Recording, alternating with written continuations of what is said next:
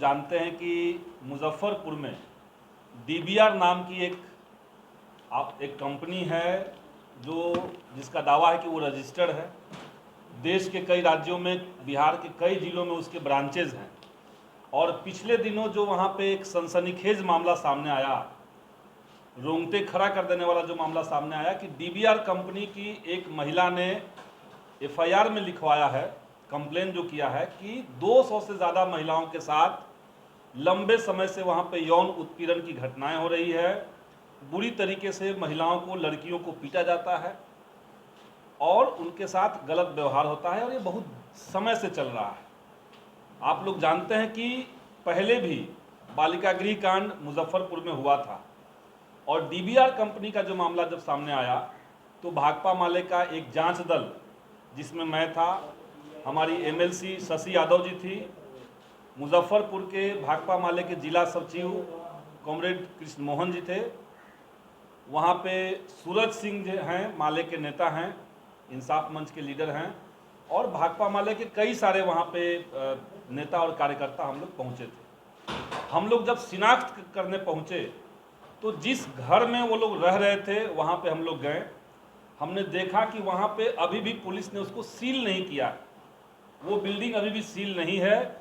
उसके अंदर अभी भी छोटे बच्चे, 12 साल, 14 साल, 16 साल के बच्चे रह रहे थे, जिनको अलग अलग राज्यों से लाया गया था। उनसे हम लोग जब बात किए तो उन्होंने कहा कि हमें 2 दिन पहले, किसी ने कहा कि हमें 7 दिन पहले यहाँ पे लाया गया है। हालांकि वो झूठ भी बोल सकते हैं, लेकिन वहाँ पे बाल श्रम का काम तब भी चल रहा था। जो वहाँ पे सारे कमरे थे उसको कंपनी ने लिया था, रेंट आउट किया था।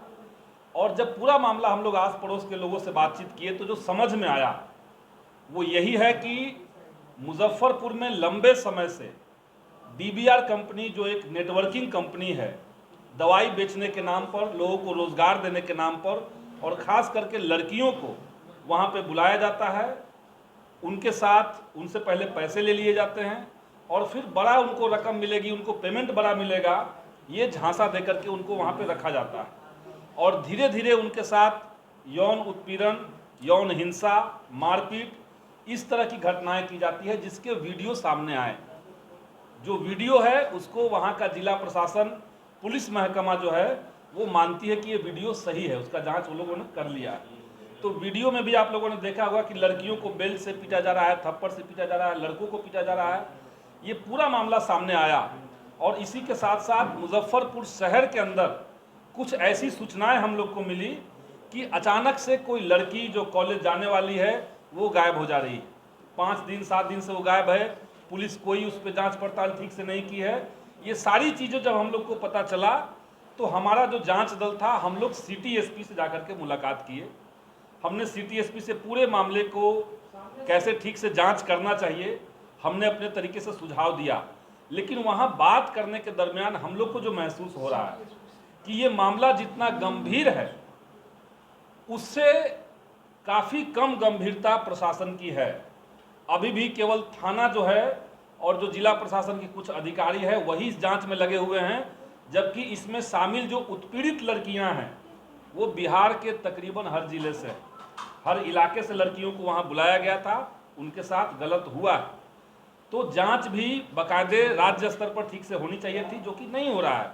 और जो सबसे दुर्भाग्यपूर्ण हम लोग को समझ में आ रहा है कि जब कंप्लेनेंट, जिसने शिकायत किया, वो जब पहली बार अपनी शिकायत को लेकर के कि हमारे साथ बलात्कार हुआ है, 3 बार हमारा एबॉर्शन हुआ है, हमारे साथ मारपीट हुई है, जब ये शिकायत लेकर के वो स्थानीय थाना में जाती है तो थाना प्रभारी ने साफ इनकार कर दिया कि हम केस दर्ज नहीं करेंगे।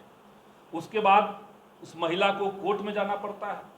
कोर्ट में 2 बार जब जाती है तब जाकर के पुलिस इसको संज्ञान में लेता है।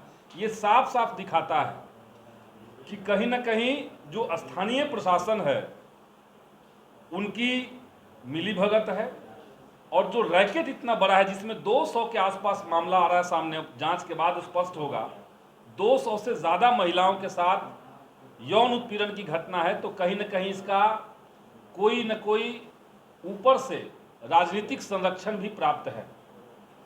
हमने ये साफ कहा है कि इसमें कोई लीपापोती नहीं होना चाहिए। जिला प्रशासन अभी तक इस पूरे मामले को केवल एक लड़की के कंप्लेन तक सीमित रख के और उस मामले में भी प्रेम प्रसंग ढूंढने की कोशिश कर रही है।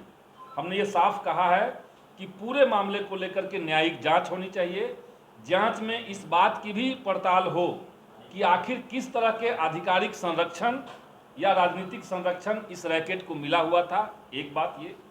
दूसरी बात कि जो कंप्लेनेंट हैं और जो विक्टिम हैं, जो उत्पीड़ित महिलाएं हैं, उनको समुचित न्याय मिले, उनको संरक्षण मिले, सरकार की तरफ से उनको मुआवजा दिया जाए, उनके पुनर्वास की गारंटी की जाए और जांच के दौरान जो लोग भी पाए जाते हैं उसके ऊपर कड़ी से कड़ी कार्रवाई हो।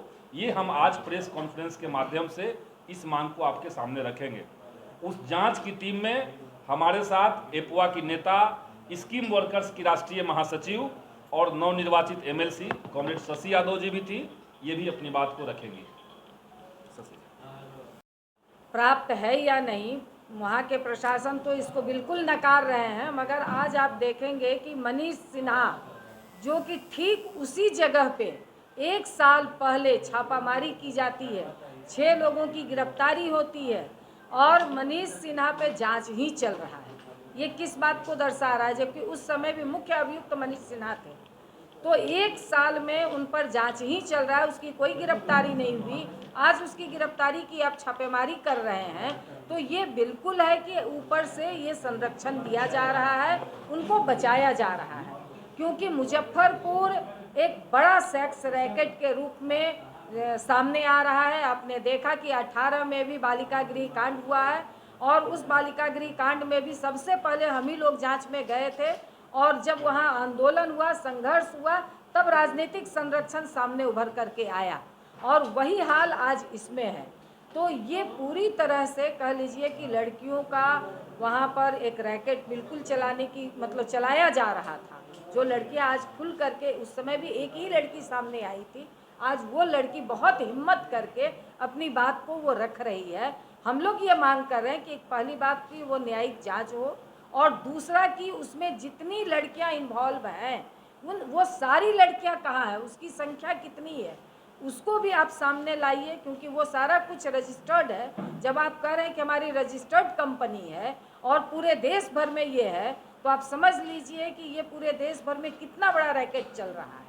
वो नेटवर्किंग के जरिए, आप सर्किल बनाने के जरिए, आप वो एक बड़ा ये नेटवर्किंग पूरे देश में चल रहा है। तो इसलिए ये पूरी चीज़ों को एकदम उजागर होना चाहिए, सारी चीज़ें सामने आनी चाहिए। और इसका जो मुख्य अभियुक्त है मनीष सिन्हा, इसकी राजनीतिक संलिप्तता क्या है? क्योंकि कुछ इस तरह की बातें भी आ रही हैं कि कुछ भाजपा नेता का इसमें कुछ वीडियो भी सुनने को आया, वो अभी हम लोग नहीं देखे, मगर वहाँ के लोकल लोग बता रहे थे।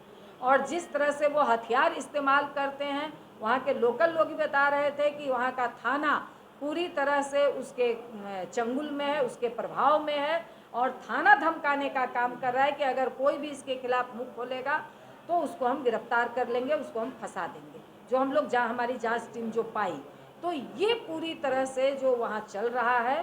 क्योंकि 1 साल पहले आप उसी बिल्डिंग में छापा मारते हैं और 1 साल बाद फिर उसी बिल्डिंग में ये कार्रवाई की जाती है और फिर वहाँ से ये चीज़ें सामने आती है। ये किस बात को दर्शा रहा है?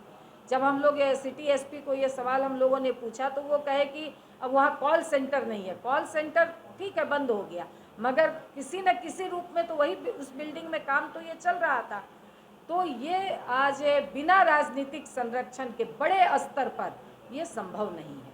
इसलिए ये जो वहाँ मुजफ्फरपुर में लड़कियों के देह व्यापार का जो एक नौकरी के नाम पे इस तरह का जो हमारी बच्चियों का, हमारी बेटियों का जो शोषण हो रहा है, ये बहुत ही जघन्य अपराध है और इसकी बिल्कुल न्यायिक जांच करके इसमें जिनकी भी संलिप्तता है और इनको पूरी मतलब गिरफ्तार करके कड़ी से कड़ी सज़ा दी जाए और उन लड़कियों को फिर से मतलब एक मुआवजा दे करके और उनको सरकारी जॉब में उनको कहीं ना कहीं इन्वॉल्व किया जाए, जिससे कि वो सम्मानपूर्वक अपनी ज़िंदगी को जी सके।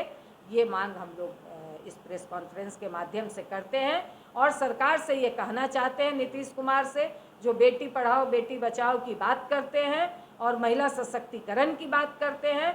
आपके ही राज्य में उस समय भी नीतीश की ही सरकार थी और एकदम ब्रजेश मोहन ठाकुर वो कह लीजिए कि इनके दाहिने हाथ थे और इस समय भी आप ही मुख्यमंत्री हैं। अगर आप इसको जल्द से जल्द उजागर नहीं करते हैं तो इसको हम लोग पिछले बार भी अगर देखा जाए तो सड़कों पे आंदोलन करके बिहार बंद जैसे कार्यक्रम हम लोग किए थे। तो इस बार भी हम तमाम लोग मिल करके आंदोलन होगा, बड़े आंदोलन होंगे और उन तमाम लोगों को कड़ी से कड़ी सज़ा आपको देनी पड़ेगी।